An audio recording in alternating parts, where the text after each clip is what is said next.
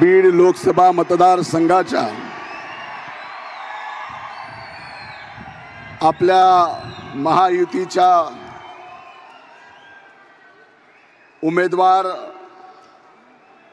माझ्या भगिनी भारतीय जनता पार्टीच्या राष्ट्रीय चिटणीस माननीय पंकजाताई गोपीनाथराव मुंडे यांच्या प्रचारार्थ आज देशाचे प्रधानमंत्री आपल्या पंकजाताईच्या प्रचारासाठी या ठिकाणी येणार आहेत।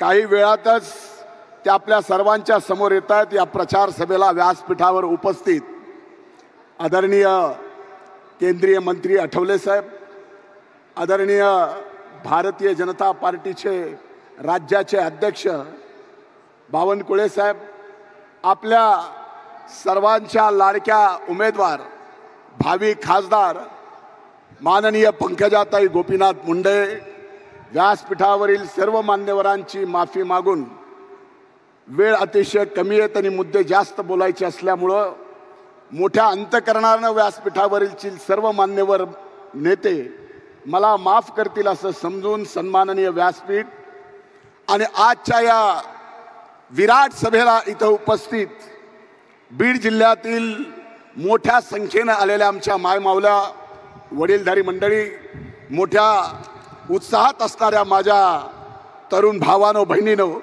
आणि इथं उपस्थित पत्रकार मित्रांनो, खरं तर आजची ही सभा विजय संकल्प सभा या नाव दिलंय।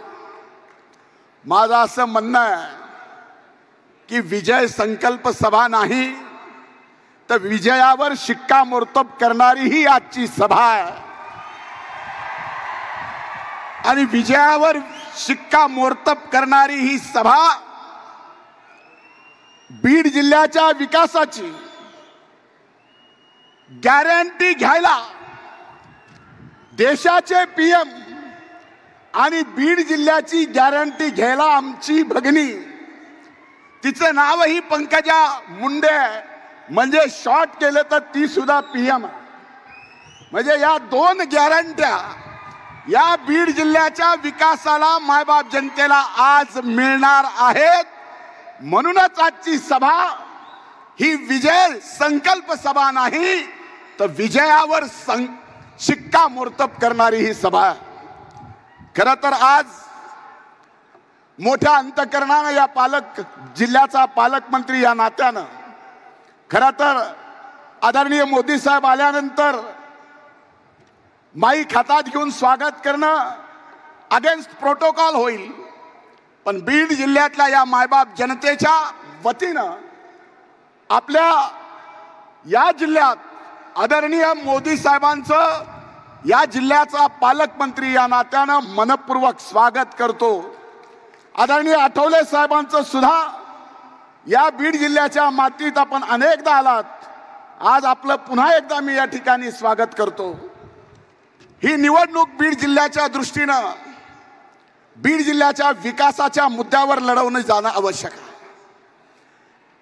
आपल्याला माहिती आहे की आपला हा बीड जिल्हा जो कायम मागासलेला जिल्हा म्हणून ओळख आहे, आपला हा बीड जिल्हा ऊसतोड मजुरांचा जिल्हा म्हणून ओळख आहे।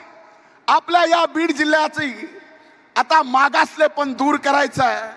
हा बीड जिल्हा ऊसतोड मजूर पुरवणारा जिल्हा नाही तर ऊस उत्पादकांचा जिल्हा म्हणून आपल्याला करायचा आहे आणि याच्यासाठी खऱ्या अर्थानं हे कसं होऊ शकतं हे मला जर एका पत्रकाराने विचारलं तर मी त्याला सांगितलं, आदरणीय अनेक मान्यवर लोकप्रतिनिधी याला साक्षीदार आहेत की गोदावरीचं हे खोरं आपलं 162 TMCचं तुटीचं खोरं आहे।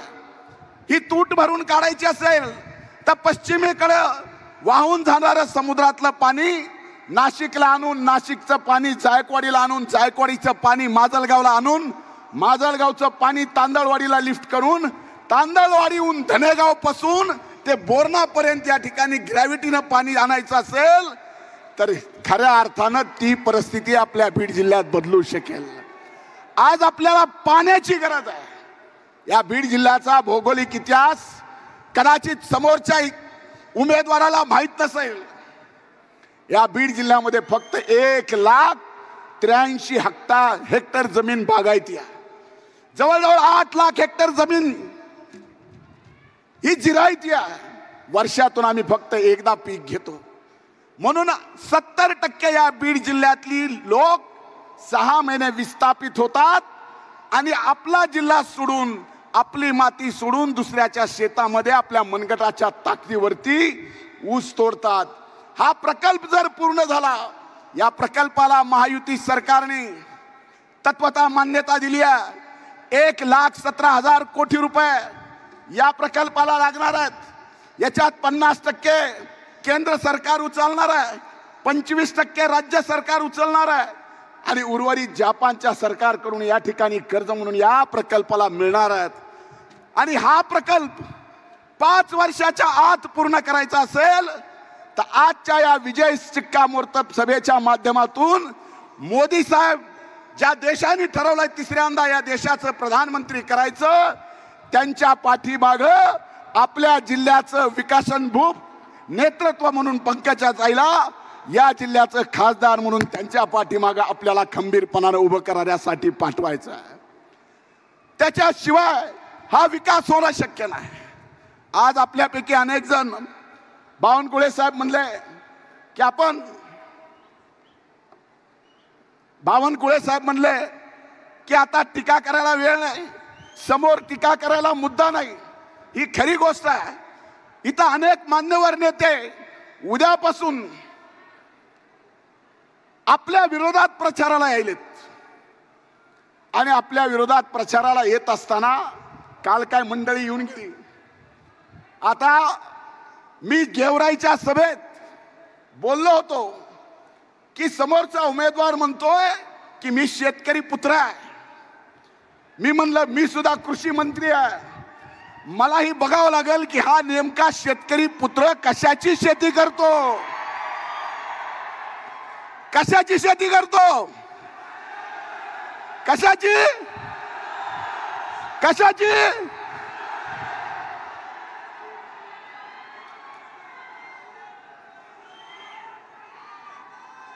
आणि अशा चंदन तस्कराला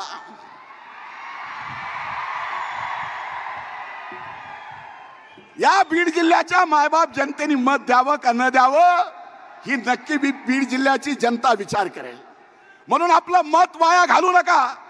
आज आपल्याला खऱ्या अर्थानं पंकजाताईंना ऐतिहासिक मताधिक्यानं विजयी करायचं आहे. जेवढ्या मताची लीड जास्त असेल तेवढा केंद्रातून पैसा आपल्या बीड जिल्ह्याच्या विकासासाठी सुद्धा येईल. आजची ही सभा मोदी साहेबांची योगेश्वरी नगरीमध्ये होतीये. ही होत असताना आज व्यासपीठावर ते नाहीत, पण एक केंद्रीय मंत्री व्यासपीठावर आहेत. त्यांच्या समोर या ठिकाणी सांगतो की आमचा आणखीन एक रेल्वेचा प्रश्न आहे, तो म्हणजे घाटनांदूर ते अंबाजोगाई जोडायचा. ते सुद्धा प्रश्न येणाऱ्या 5 वर्षाच्या काळात या ठिकाणी पूर्ण करणार. हे पंकजाताईची गॅरंटी आहे पीएम म्हणून आपल्या जिल्ह्याच्या, आणि पीएम साहेबांची देशाचा विकास करायची गॅरंटी आहे. म्हणून आज जास्त बोलणार नाही.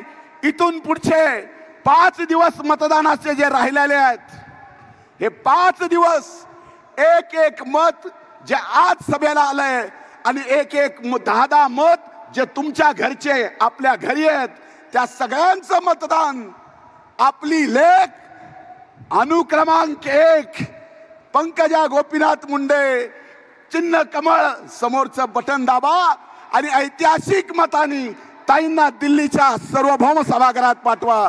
ही कळकळीची विनंती करतो. इथंच थांबतो. खूप खूप धन्यवाद. जय हिंद, जय महाराष्ट्र.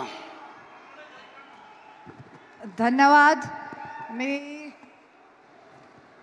पंकजाताईंना विनंती करते की त्यांनी आपल्या सगळ्यांशी संवाद साधायचा आहे. आपल्या सगळ्यांच्या लाडक्या